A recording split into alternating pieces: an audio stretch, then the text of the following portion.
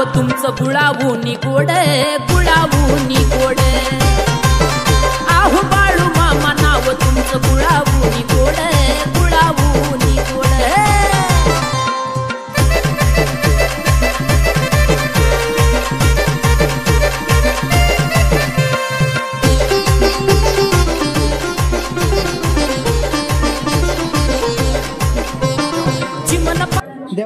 जय बाळूमामा श्री संत सद्गुरू बाळूमामा मंदिर कुंभरगाव येथे आज आपण आलेलो आहे. तरी आज भंडारा समोते आमच्यानिमित्त भंडारा ठेवलेला.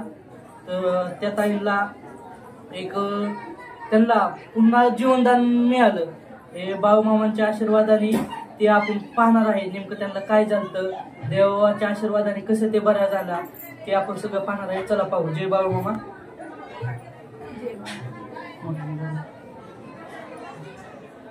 बोला नाव सांगायचं. साई लक्ष्मण जाधव. मला आहे मोठा आजार होता, पण पहिल्यांदा मी B2 मध्ये ट्रीटमेंट घेतली. तिथं काहीच झालं नाही. तिथून पुढं बारामतीत गेली. बारामतीत गाठ काढली. गाठ काढल्याच्या नंतर मुंबईला पाठवली ती गाठ. आणि मग त्याच्यात थोडं दोष निघाला. पुन्हा परत पुण्याला गेले मी. पुण्यात गेल्यानंतर मग पुण्यात मोठा ऑपरेशनच करायला सांगितलं. तिथनं परत आले. घरी आल्यानंतर मग दुकानात आले. साड्यांचं दुकान आहे माझं. दुकानात आले. मग दुकानात कुंभरगाववरून ताई आल्या. म्हणजे त्या आल्या. मला म्हणले काय झालं तुला, एवढी का कुचावली असं असं सांगितलं. मग ते म्हणले काही कुठंच जाऊ नको, मामांपाशी ये. कुंभरगावला मामांपाशी आहे, तिथं सगळंच क्लिअरच होणार ताईंनी सांगितलं. मी मामांवर इतका विश्वास ठेवला की काय माझं काय करायचं ते तुम्हीच ठरवा. मी मामांच्या पायापाशी आले तर मरण द्या किंवा काही करा पण तुम्हीच बघा. मी मामांपाशी आले असं बोलले.